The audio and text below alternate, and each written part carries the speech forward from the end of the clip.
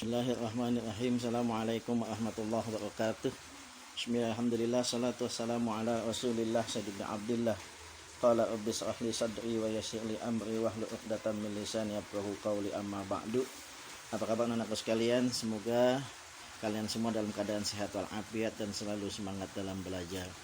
Alhamdulillah, kita berjumpa kembali pada pertemuan materi pendidikan agama Islam, ya. Kita masih menceritakan tentang kisah Nabi Ibrahim dan Nabi Ismail alaihi salam. Kita mohon kepada Allah, kita berdoa terlebih dahulu, mudah-mudahan Allah cerdaskan otak kita, Allah terangkan hati dan pikiran kita, Allah mudahkan kita dalam menuntut ilmu, dan kita mohon kepada Allah mudah-mudahan ilmu yang kita dapat menjadi ilmu yang bermanfaat baik untuk kehidupan di dunia maupun di akhirat kelak. Amin ya rabbal alamin. Bismillahirrahmanirrahim. Raditu billahi rabba wa bil islami dina wa bi Muhammadin nabiyya wa rasula rabbi jidni ilma warzuqni fahma, amin ya rabbal alamin. Anakku sekalian, pada pertemuan yang lalu kita sudah membahas tentang kisah Nabi Ibrahim alaihissalam, ya. Kali ini kita akan membahas tentang kisah Nabi Ismail alaihissalam. Anakku sekalian, Nabi Ismail itu dilahirkan oleh ibunya Siti Hajar tatkala ayahnya Nabi Ibrahim berusia 100 tahun.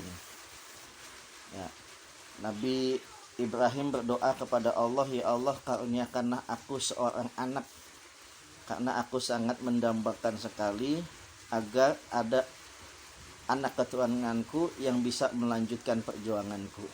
Akhirnya, ya, doa Nabi Ibrahim itu didengar oleh Siti Sarah, istri yang pertama. Lalu Siti Sarah meminta kepada Nabi Ibrahim, suaminya, untuk menikah kembali, ya. Setelah dibujuk untuk ketiga kalinya, yang awalnya Nabi Ibrahim menolak, akhirnya Nabi Ibrahim memenuhi permintaan Siti Sarah agar beliau Ibrahim itu menikah kembali dengan seorang wanita pilihan dari Siti Sarah. Siti Sarah akhirnya menjodohkan Nabi Allah Ibrahim, suaminya, dengan Siti Hajar. Alhamdulillah, ya, berkat pernikahannya dengan Siti Hajar, kemudian Allah dengarkan doa Nabi Ibrahim, Allah kabulkan doa Nabi Ibrahim. Padahal pada saat itu usia Nabi Ibrahim sudah berusia 100 tahun. Siti Hajar hamil dan akhirnya melahirkan seorang anak yang diberi nama Ismail. Jadi sekali lagi, Ismail adalah anak Nabi Ibrahim hasil pernikahan dengan Siti Hajar, dan pada saat itu usia Nabi Ibrahim ayahnya yaitu berusia 100 tahun. Nah, tatkala Nabi Allah Ismail alaihissalam baru saja dilahirkan, ya, Allah meminta kepada Ibrahim untuk menempatkan Hajar, ibunya dari Ismail, itu di sebuah lembah yang sangat jauh, namanya Hijaz. Hijaz itu ada di kota Mekah, tempat yang tandus, diliputi oleh hamparan padang pasir yang luas, dikelilingi oleh gunung dan bukit, ya. Kemudian Nabi Ismail dan Siti Hajar ditinggal oleh Nabi Allah Ibrahim di bawah pohon kurma. Ya. Mengapa demikian? Ini adalah perintah dari Allah Subhanahu wa ta'ala. Ibrahim menerima perintah tersebut. Siti Hajar pun dengan hati yang tulus ikhlas menerima perintah Allah. Akhirnya walaupun Ismail baru dilahirkan, dia harus rela ditinggalkan oleh suaminya di tempat yang sangat tandus dan hanya dikelilingi oleh hamparan padang pasir. Beliau ditinggalkan oleh Nabi Ibrahim di bawah pohon kurma. Nah, tatkala Nabi Allah Ibrahim kembali, ya, meninggalkan Siti Hajar dan Ismail, ya, Ismail kehausan. Kemudian Siti Hajar bingung karena kenapa di tempat tersebut tidak ada air yang menyebabkan air susunya itu keluarnya sangat sedikit. Akhirnya mau tidak mau Siti Hajar berusaha pergi untuk mencari sumber air. Ya, pada saat Siti Hajar pergi meninggalkan Ismail, ia lihat anaknya menangis. Ya, begitu melihat anaknya menangis, Siti Hajar berlari ya dari Safa dan Marwah sampai 7 kali. Ya, kemudian setelah berlari antara Bukit Safa dan Marwah yang jaraknya antara Bukit Safa dan Marwah itu 405 meter, ya, sampai 7 kali putaran, ya, dengan kehendak Allah, tiba-tiba ya, kaki dari Nabi Ismail yang meronta-ronta itu, tanah yang disentuh oleh kaki Nabi Ismail mengeluarkan air. Nah, air yang keluar cukup banyak sehingga air itu berhamburan. Kemudian malaikat datang, ya. Apa kata malaikat? Zam. Ya, artinya berkumpullah wahai air, janganlah engkau berserakan kemana-mana, karena kalau dalam keadaan berserakan itu sulit sekali untuk dimanfaatkan oleh Siti Hajar dan Ismail. Akhirnya dengan doa malaikat Jibril, air tersebut akhirnya berkumpul dan dibentuklah sebuah sumur. Ya, sampai sekarang itu disebut dengan sumur Zam-Zam. Nah, peristiwa mencari air Siti Hajar dari Bukit Safa dan Marwah sebanyak 7 kali, ini akhirnya ya menjadi salah satu rukun haji yang disebut dengan sa'i. Nah, pada saat kita semua nanti mendapatkan kesempatan untuk menunaikan ibadah haji, salah satu rukun yang harus dilaksanakan adalah berlari-lari kecil antara Bukit Safa dan Marwah sebanyak 7 kali. Ya. Kemudian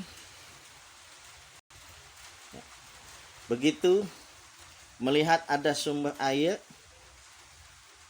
ya, hewan burung-burung pun pada berterbangan hingga ke tempat sumber air. Melihat burung-burung pada berterbangan ke tempat sumber air, akhirnya masyarakat pada saat itu pun berbondong-bondong untuk datang ke Hijaz, ya, tempat Nabi Ismail dan Siti Sarah dan Siti Hajar ditinggalkan oleh Nabi Ibrahim alaihissalam. Akhirnya ya Hijaz yang tadinya sepi akhirnya menjadi tempat yang sangat ramai. Singkat cerita, di saat Nabi Ismail alaihissalam berusia 7 tahun, ya, Nabi Ibrahim bermimpi 3 kali mendapatkan perintah dari Allah untuk menyembelih anaknya.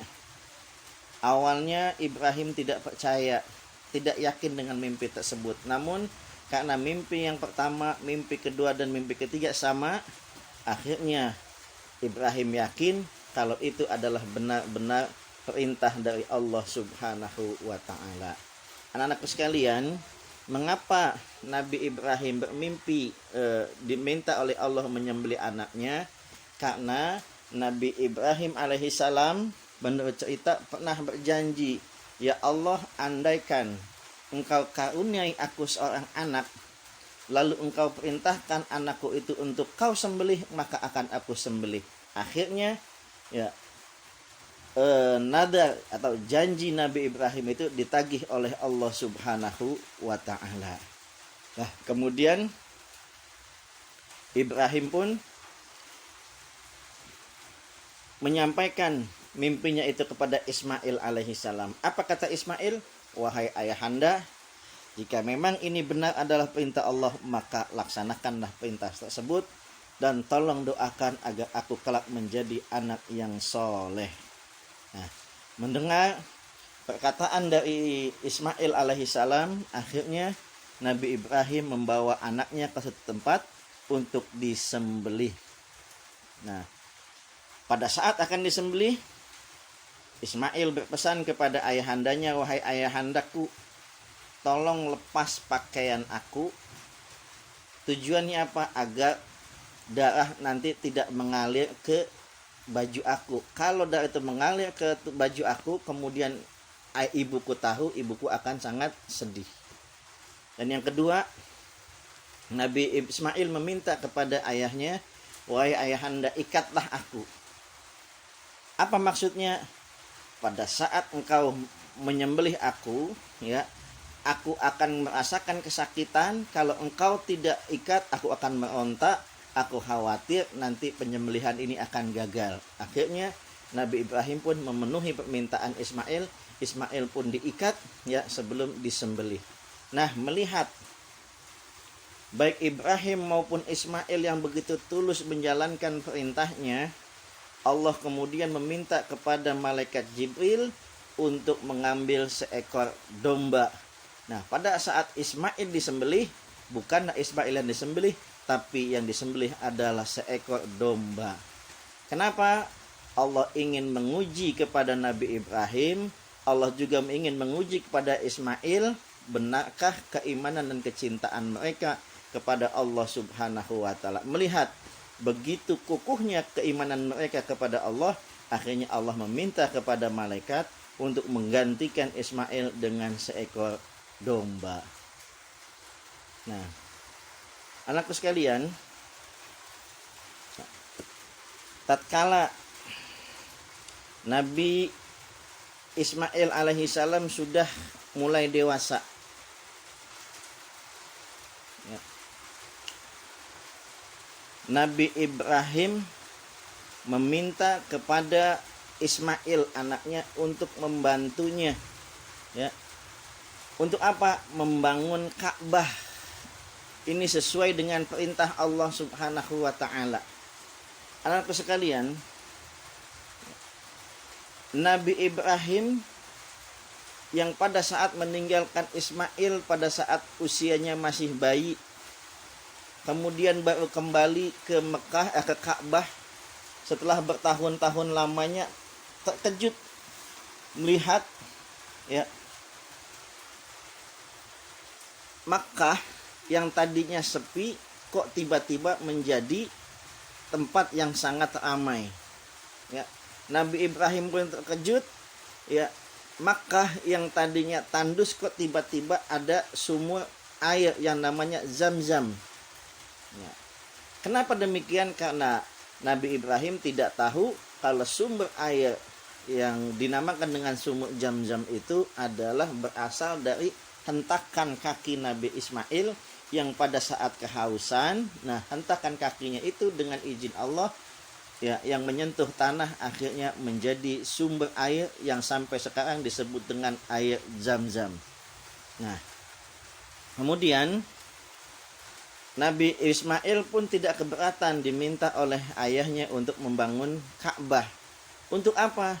Ka'bah yang dibangun itu tujuannya agar nanti bisa digunakan oleh manusia, oleh umat-umatnya Nabi Ibrahim untuk beribadah, untuk menunaikan ibadah, yaitu ibadah haji. Nah, pada saat selesai pembangunan Ka'bah, ya, Nabi Ibrahim berdoa dan doanya itu diaminkan oleh Ismail. Apa doanya?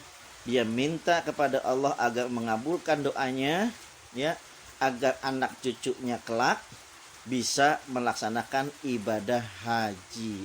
Nah, doa itu dikabul oleh Allah. Maka dari sampai saat ini dan mungkin sampai kiamat nanti, umat Islam akan berbondong-bondong datang ke Mekah untuk beribadah haji di Ka'bah. Nah, doa Nabi Ibrahim ini terdapat di dalam Al-Quran surat Al-Baqarah ayat 127 dan 128. Nah, baik anak-anakku sekalian, demikian kisah singkat tentang Nabi Ibrahim dan Nabi Ismail, ya. Mudah-mudahan walau sedikit ini bisa kita pahami dan kita bisa ambil pelajaran yang baik dari kisah Nabi Ibrahim dan Nabi Ismail. Anakku sekalian, untuk pertemuan kali ini Bapak tidak memberikan tugas. Bapak hanya meminta kepada anak-anakku sekalian, jangan lupa untuk selalu melaksanakan sholat 5 waktu, membantu orang tua, dan tidak meninggalkan sholat 5 waktu, dan selalu semangat dalam belajar. Mari kita tutup pertemuan ini dengan doa. Kita mohon kepada Allah, mudah-mudahan ilmu yang kita dapat menjadi ilmu yang bermanfaat untuk kehidupan di dunia dan di akhirat. Dan kita mohon kepada Allah, mudah-mudahan ilmu yang kita dapat menjadi bisa mengangkat kita, derajat kita baik di mata Allah apalagi di mata manusia. Bismillahirrahmanirrahim. Rabbana anfa'na bima 'allamtana wa 'allimna ma yanfa'una. Rabbana atina fid dunya hasanah wa fil akhirati hasanah wa qina adzabannar. Subhanaka rabbil izzati amma yasifun wa salamun alal mursalin walhamdulillahi rabbil alamin. Terima kasih atas segala perhatiannya. Mohon maaf atas segala kekurangan. Assalamualaikum warahmatullahi wabarakatuh.